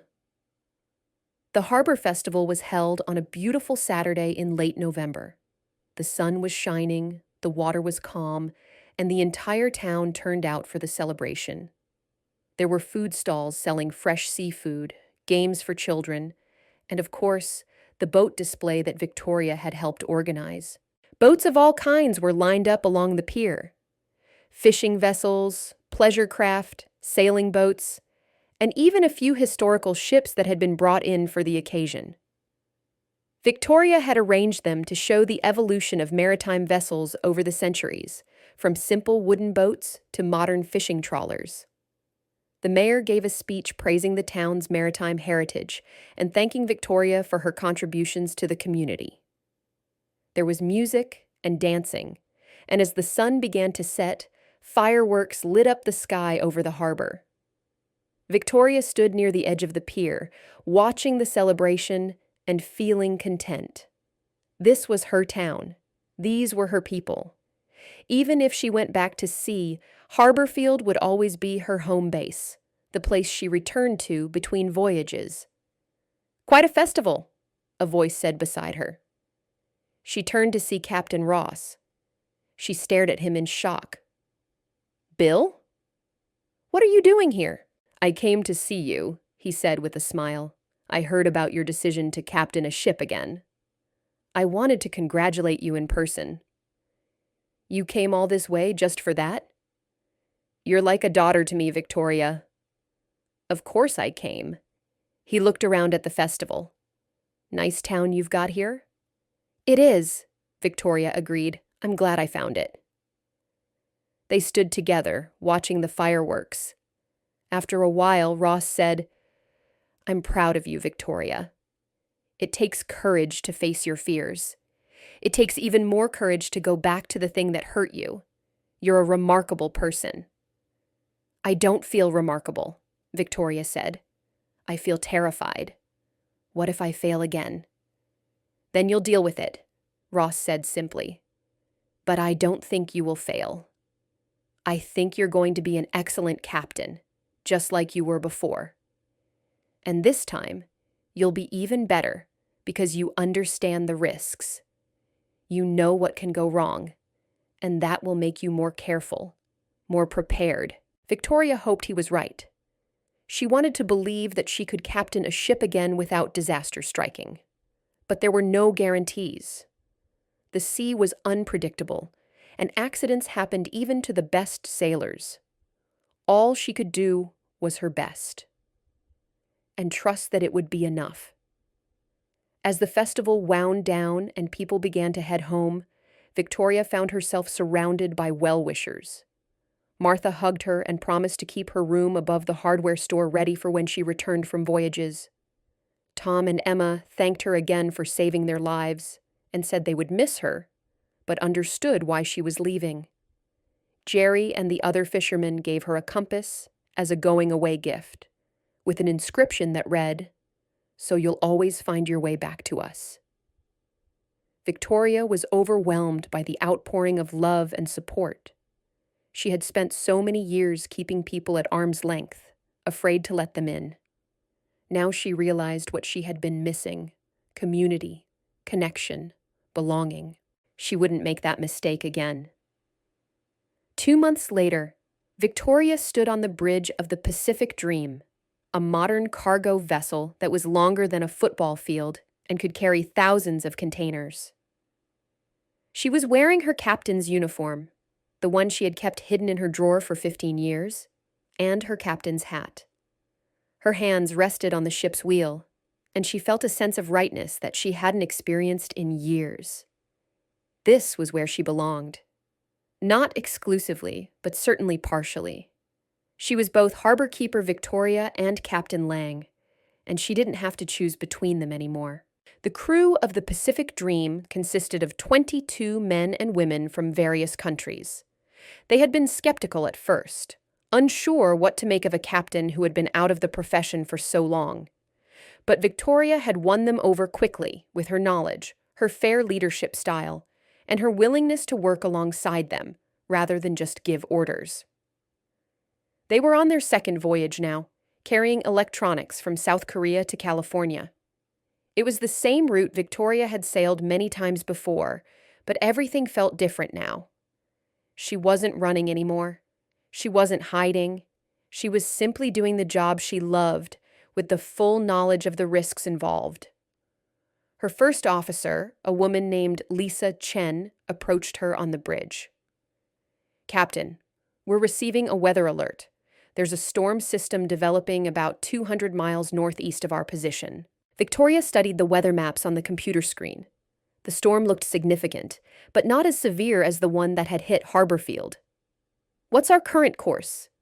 "Northeast, heading for the San Francisco Bay." "Adjust course 20 degrees south," Victoria ordered. "We'll go around the storm rather than through it." "That will add 6 hours to our journey," Lisa pointed out. 6 hours is better than risking the ship and crew in a storm, Victoria said firmly.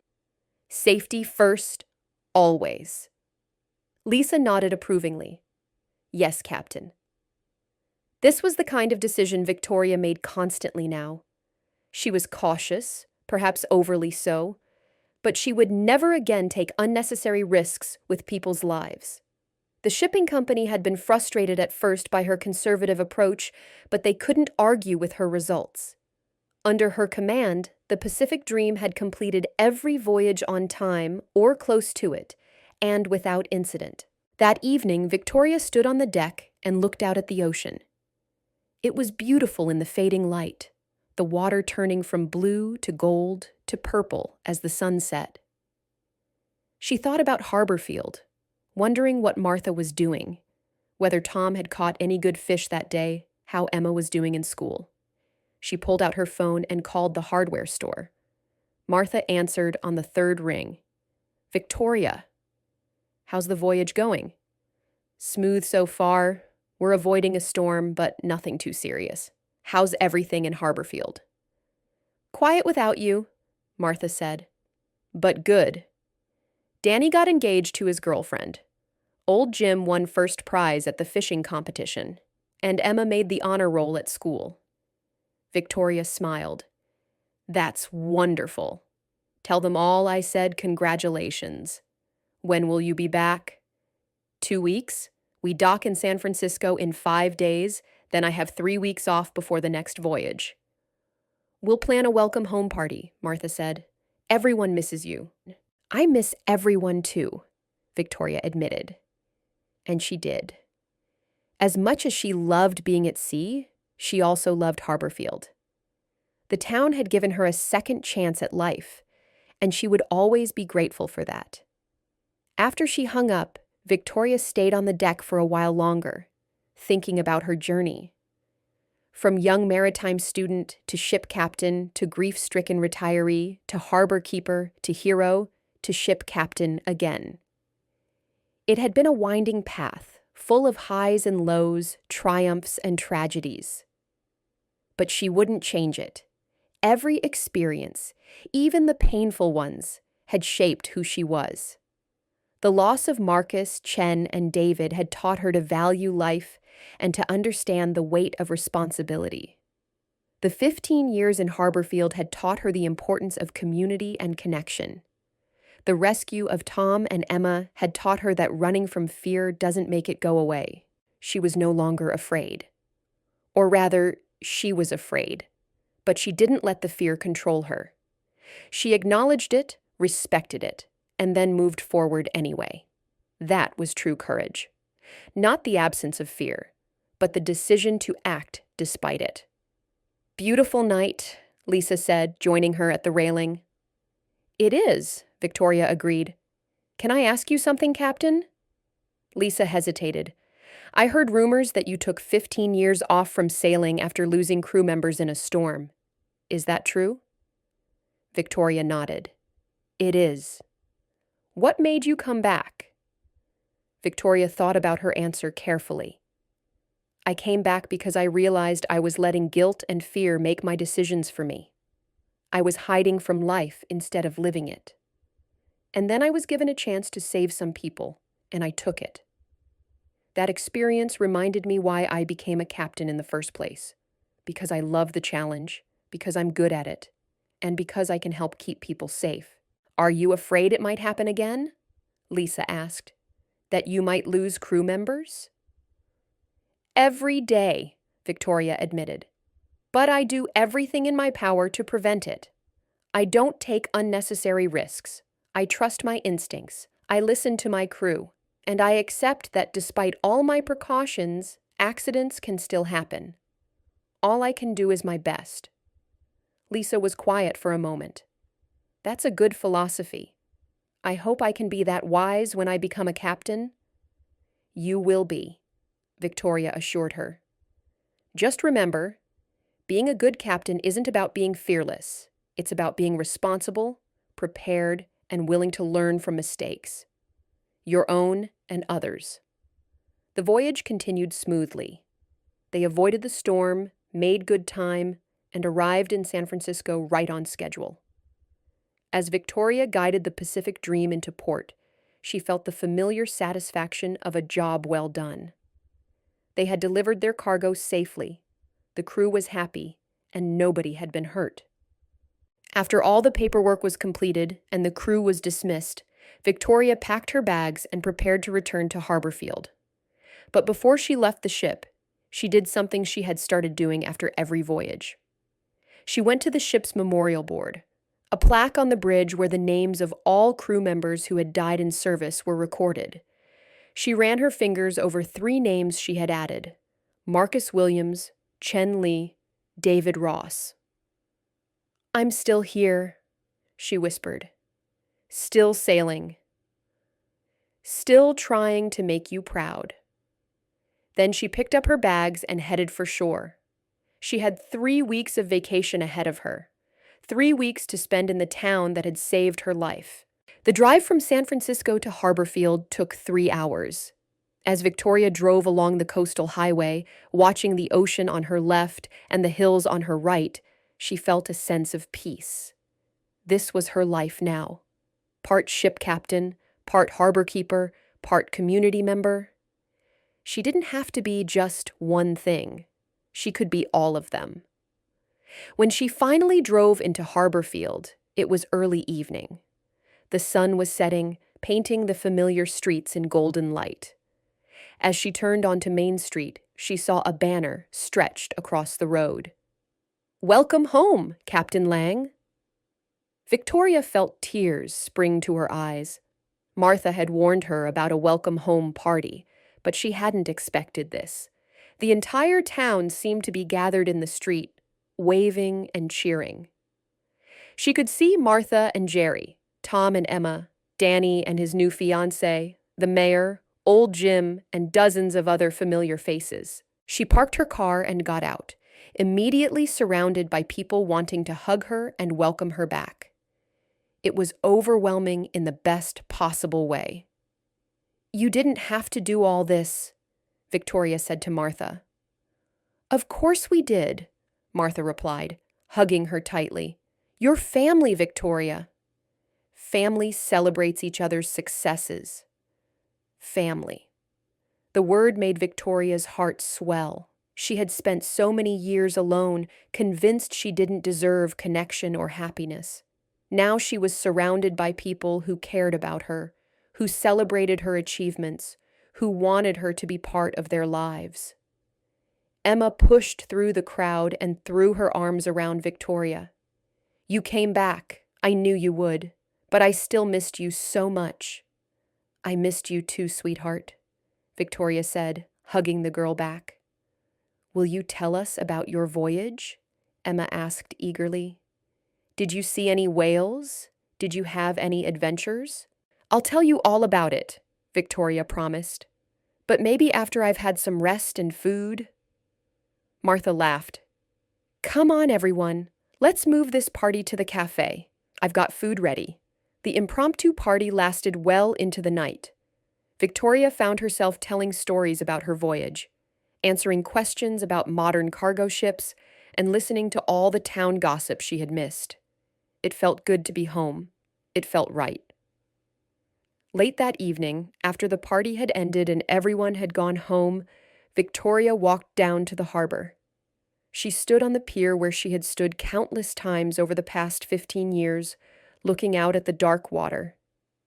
The boats bobbed gently in their slips, and the sound of waves lapping against the dock was soothing. This harbor was special to her. It had been her refuge when she was broken, her workplace while she healed, and now it was her home port between voyages. It represented safety and community and second chances. "Thought I might find you here," a voice said. Victoria turned to see Tom approaching. He looked different than he had 2 months ago, happier, more relaxed. He had a new boat now, smaller than the Emma's Dream, but still a good vessel. "Couldn't sleep?" Victoria asked. "Wanted to thank you properly," Tom said. "Not just for saving us, though I'll always be grateful for that, but for showing us what courage looks like. You could have stayed hidden, stayed safe. But you didn't. You faced your fears and started living again. That inspired a lot of people in this town, including me." "I was just doing what needed to be done," Victoria said. "No," Tom said firmly. "You were doing something harder than that. You were choosing to risk being hurt again. That takes real courage."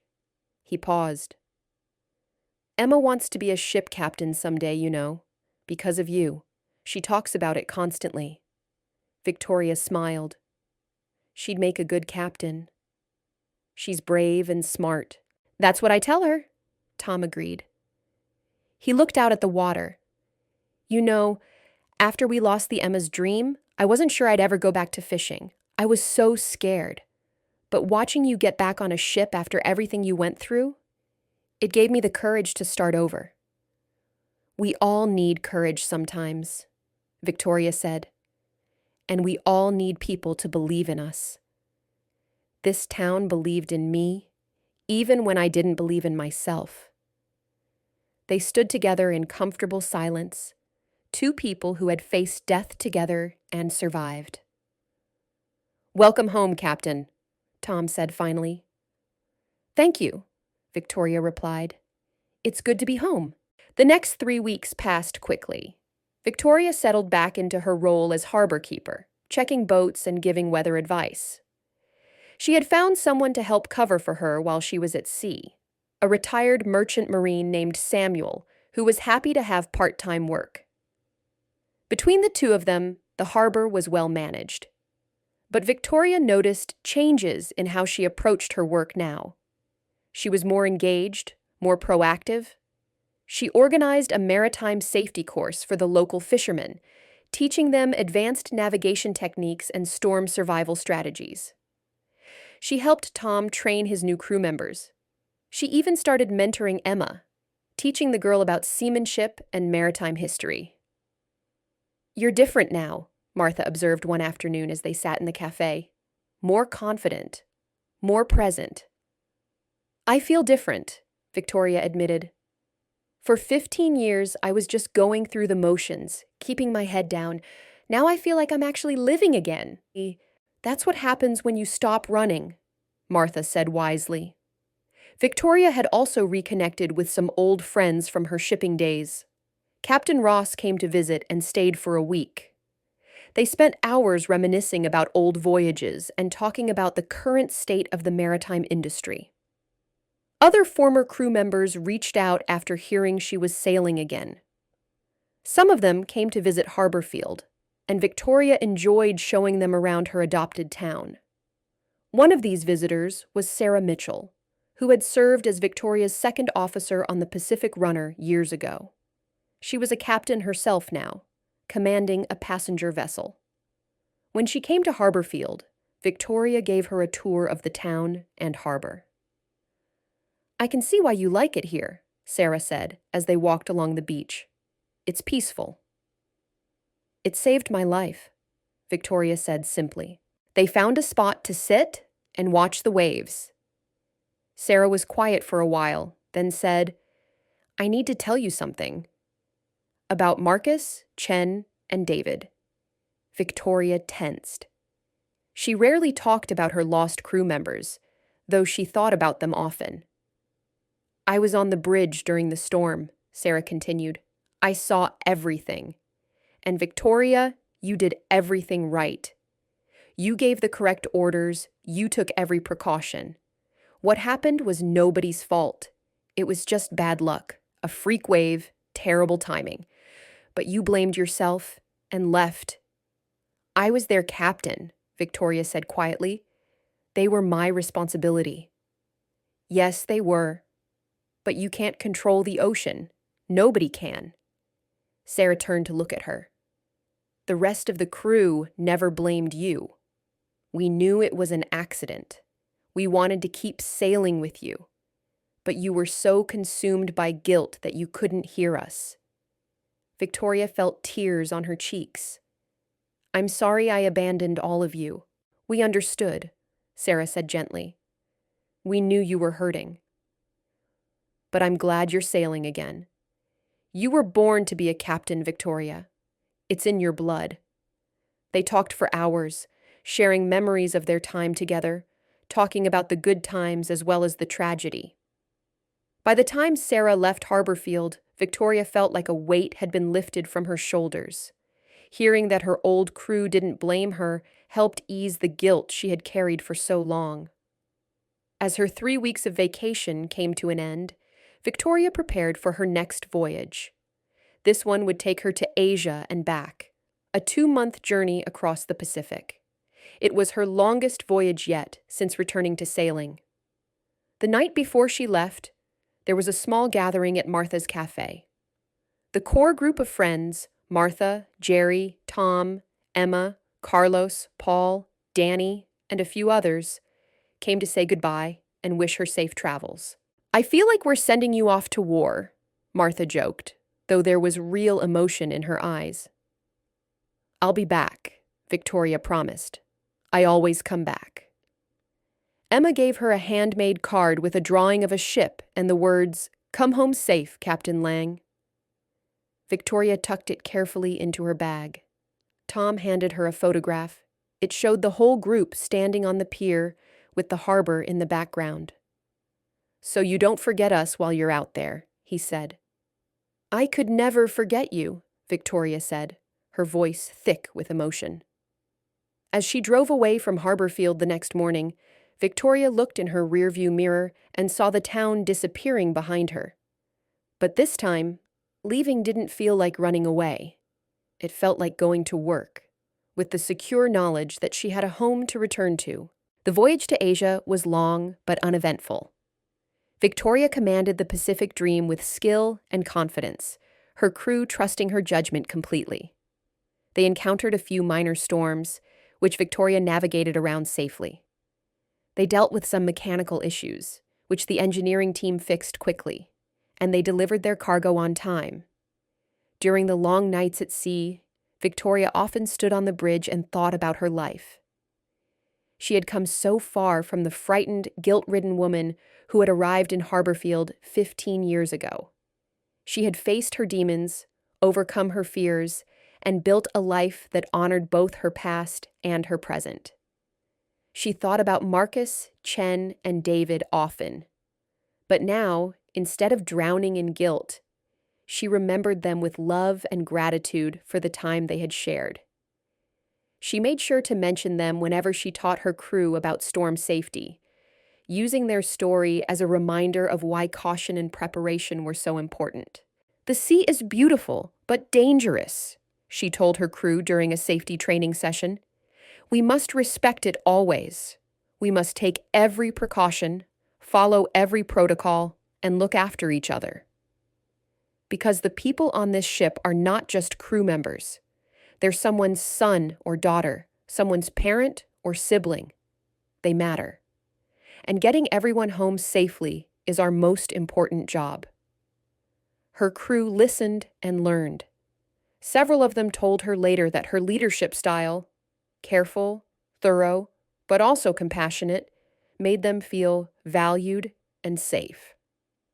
Halfway through the voyage, Victoria received a radio message from Harborfield. It was Emma's voice, patched through by an amateur radio operator in town.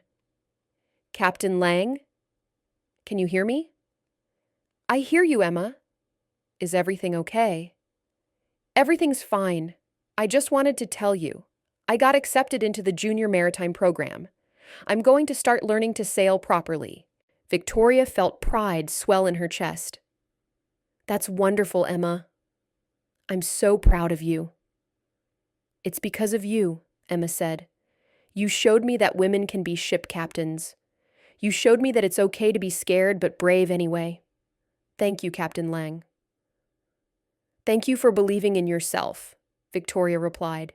"Keep working hard, and one day you'll be a great captain." After the conversation ended, Victoria stood on the bridge with tears of joy running down her face. This was why she had come back to sailing. Not just for herself, but to inspire others, to show people that setbacks don't have to be permanent, that it's never too late to face your fears and pursue your dreams. The voyage finally ended in California. After the ship was unloaded and the crew was dismissed, Victoria made her way back to Harborfield. She was tired but happy, ready for her 3 weeks of vacation. When she arrived in town, there was no big party this time. Just Martha waiting at the hardware store with a home-cooked meal and a warm hug. "Welcome home," Martha said simply. "It's good to be home," Victoria replied. Over dinner, they caught up on everything that had happened while Victoria was away. Tom had landed his biggest catch of the season. Jerry had finished building a new dock. Emma was excelling in her maritime classes. The town was preparing for the winter holiday celebrations. "And what about you?" Martha asked. "How was the voyage?" "Perfect," Victoria said. "Absolutely perfect." That night, Victoria lay in her bed above the hardware store and listened to the familiar sounds of the town settling down for the night. Cars passing on Main Street, the distant sound of waves, the creak of old buildings settling. These were the sounds of home. She thought about the journey she had been on, both literally and figuratively. From young maritime student to experienced captain to broken retiree to harbor keeper to hero to captain again. It had been a long, winding road, but she had finally arrived at a place of peace. She was no longer running from her past. She was no longer hiding from her fears. She was simply living her life, doing work she loved, surrounded by people who cared about her. That was enough. That was everything. As she drifted off to sleep, Victoria smiled. Tomorrow she would go down to the harbor and check on the boats. She would have coffee with Martha. She would visit Tom and Emma. She would walk along the beach and watch the sunset. And in a few weeks, she would sail away again, only to return once more. This was her rhythm now, sea and shore, captain and harbor keeper, adventure and home. She didn't have to choose. She could be both. And that, Victoria thought, as sleep claimed her, was the greatest gift of all. 5 years later, Victoria stood at the pier in Harborfield, watching as a sleek new vessel pulled into the harbor. It was smaller than the Pacific Dream, but well-built and modern. The name painted on its side read, "The Second Chance." The captain of this new vessel was a young woman of 27, with blonde hair pulled back in a practical ponytail and confident hands on the wheel. As the boat docked expertly, Victoria felt pride swell in her chest. Emma Walker had become a ship captain. "How did I do?" Emma called out as she secured the mooring lines. "Perfect," Victoria called back. "Textbook docking." Emma grinned and jumped onto the pier. She was wearing a captain's uniform, and she carried herself with the confidence of someone who knew their craft. She had spent the last 5 years training intensively, working on various vessels, and learning everything she could about seamanship.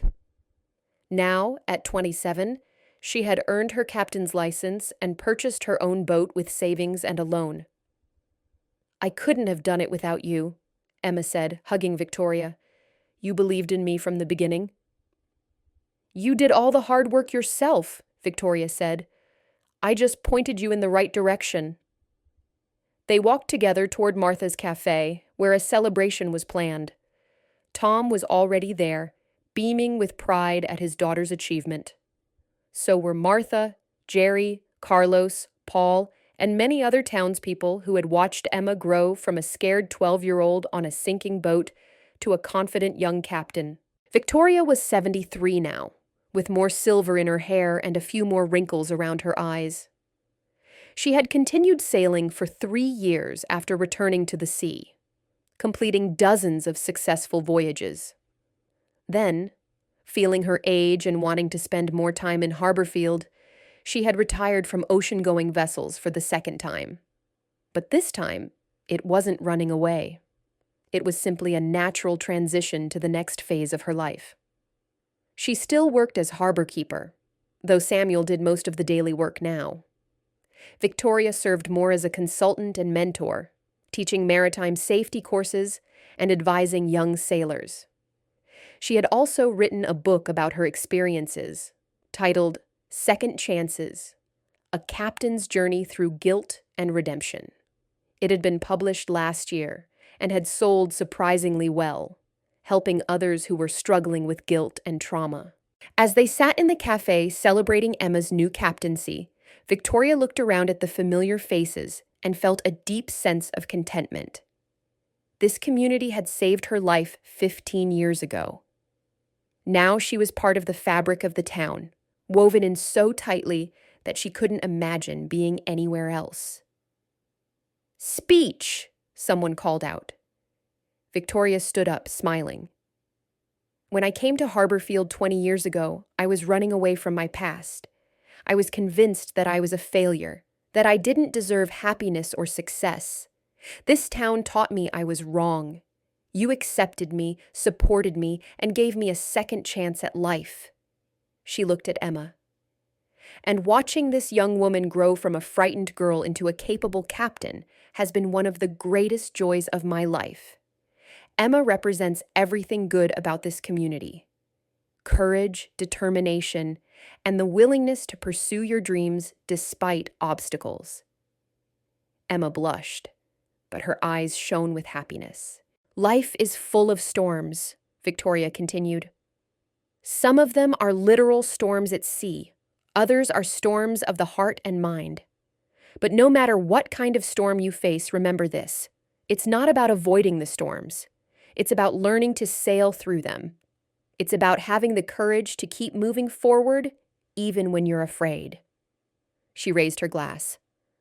"To Emma, captain of the Second Chance. May your voyages be safe, your crew loyal, and your homecomings frequent." Everyone raised their glasses and echoed the toast. Emma stood up and hugged Victoria tightly, whispering, "Thank you," over and over. Later that evening, as the celebration wound down, Victoria and Emma walked down to the pier together. The sun was setting, painting the sky in brilliant colors. "Are you scared?" Victoria asked. "About commanding your own vessel?" "Terrified," Emma admitted. "But you taught me that being scared is okay.